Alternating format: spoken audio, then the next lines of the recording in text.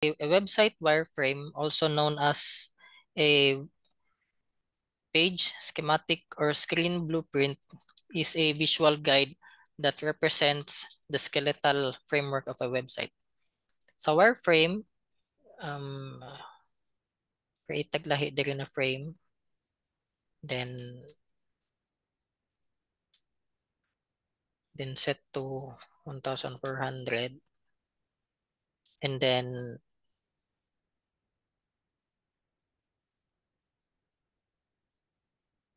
ang sa wireframe is ato sang iset po diyang grid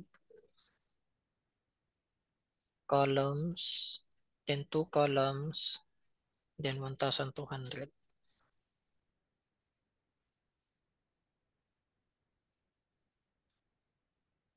Ang mahitabo sa wireframe is mga square-square lagi na siya. Sampling ana. Mm.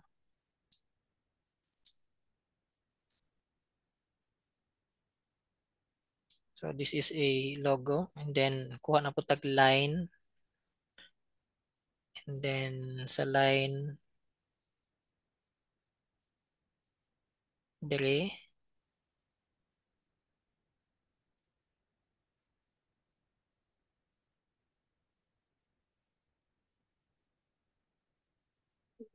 so that's the logo.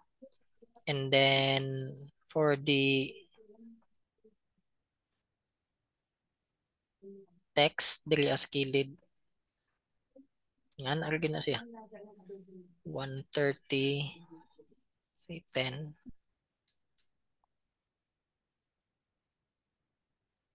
Wala pa dyan dapat makita actual diri ang mga images o mga text.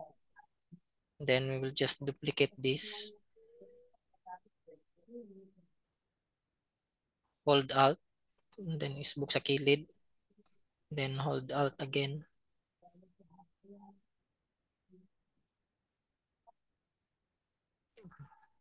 So basically, maugya po ni siya ang makita nato na porma diri ah.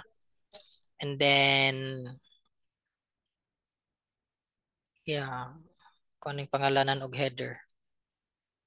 And then, create og para sa banner.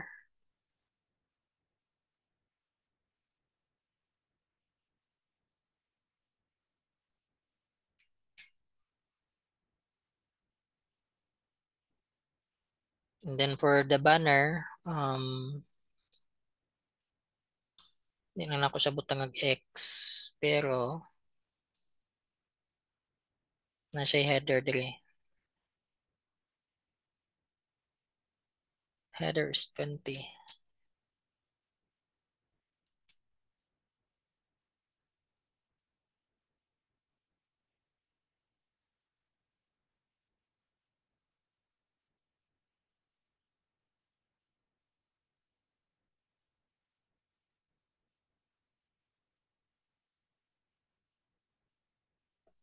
And then,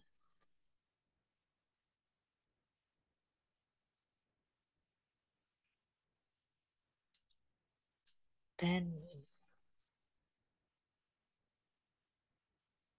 muna siya ang para sa info or description.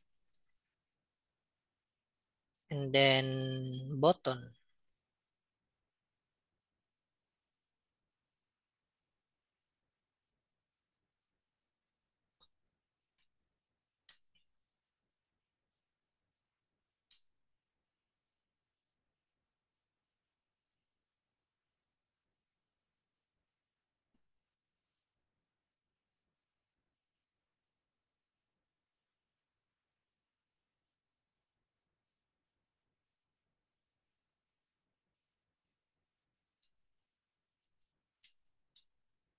And then, i-group image banner.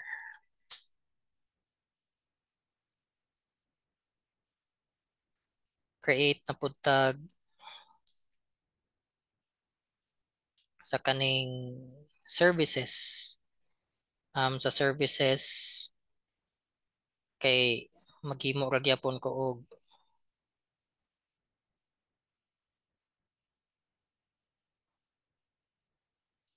container sa matag services or mag dili para sa ubos 300.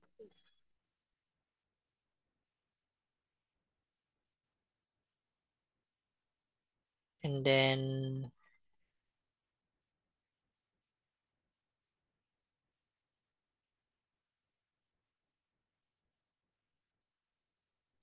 then sa sulod sa square kay na ay icon,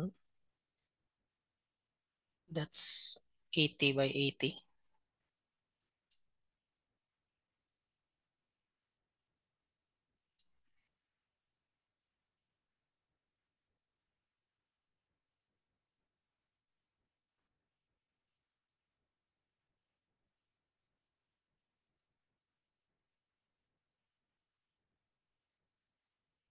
And then ubos sa icon kay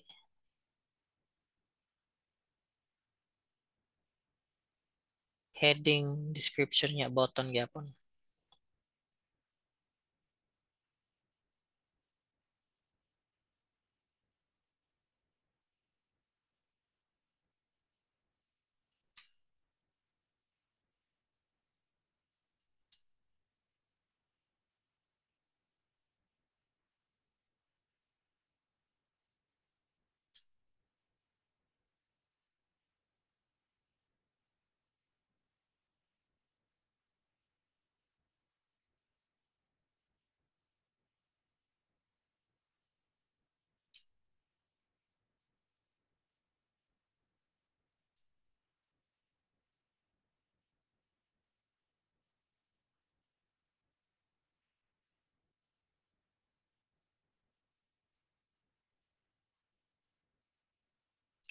And then button sa pinakaubos.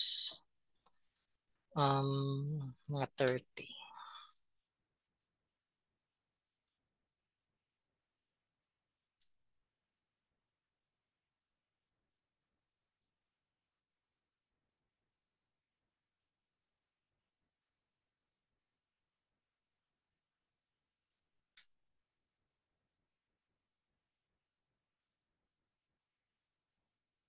Mm, hmm,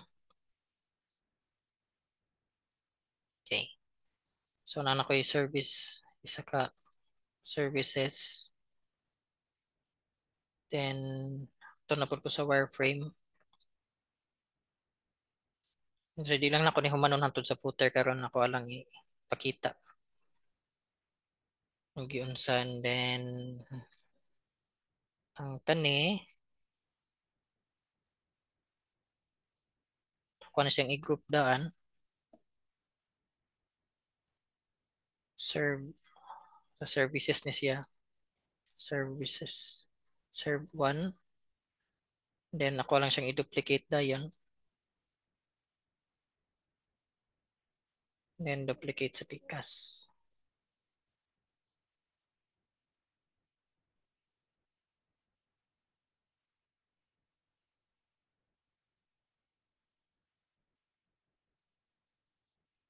So para malinyan ako na siya, ako ning i-select ang tulo and then i-tidy up. So automatic na siya nga pantay ayahang space between. And then nato dili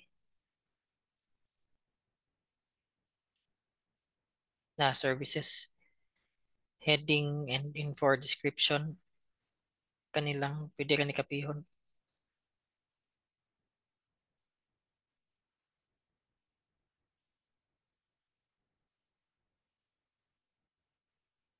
Sa taas siya sa services.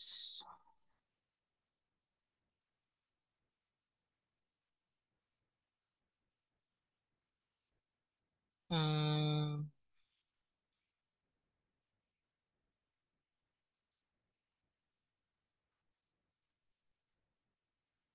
and then kanang butang lang. For sa mga section lang, if mag-design ko is ginabuhat lang nako ang sa una pa naandan yun nako The standard is ang lahi-lahi man jud standard kada kada company, pero akong naandan is ang diri space niya diri sa taas ug diri sa ubos bago ka mobuhat og lahi na pud na section is 60 px or 60 to 80 px diri og diri. Pero it will depend also sa design. Pero ako kasagaran kung pinakasugod jud ang akong gina size diri 60 and 60 sa ubos. Bago ko mahimo og let's say for example mahimo na pud ko isa diri. For example lahi na pud ni siya na section. This is for the about us. Mm, ang ginabuhat na mo is maghimo kog lahi na pud na kaning shape, and then tangan ako siya mas klaro na color, and then ako siyang itapad sa tumoy diri, and then iset na ko siya og 60 or 80, let's say 80, then sa ubos na dayon ako na siyang itapad, and then kung unsa ang kada ko ang size nga akong ginaset diri sa ubos maupod ang sa taas, so dapat 80 po diri, and ako na din ang ipataas ang